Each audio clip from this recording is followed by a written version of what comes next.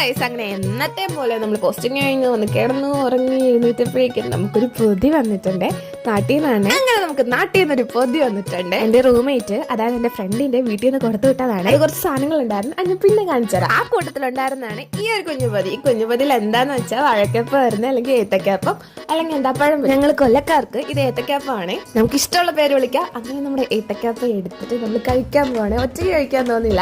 അപ്പൊ നമ്മള് ഇതിന്റെ കൂട്ടത്തിൽ ചായയും കൂടി ഇടാന്ന് വിചാരിച്ച്. ഇതെല്ലാം എന്റെ പ്ലാൻ ആയിരുന്നു. ഓൾറെഡി എല്ലാവരുടെ വയറും ഫുള്ളായിരുന്നു. കാരണം നമുക്ക് കൊടുത്തുവിട്ട പൊതിയില് പൊതിച്ചോറും ഉണ്ടായിരുന്നു. അത് കഴിച്ച് ഫുള്ളായിട്ടിരിക്കുക. എന്റെ മാത്രം പ്രത്യേക താല്പര്യത്തിൽ ഉണ്ടാക്കിയതാണ് ചായ.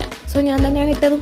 അങ്ങനെ എല്ലാവർക്കും എന്റെ വക ഒരു ചായ സ്പോൺസർ ചെയ്തിട്ട് ഞാൻ എന്റെ കർത്തവ്യത്തിലിട്ട് കിടക്കുകയാണ്.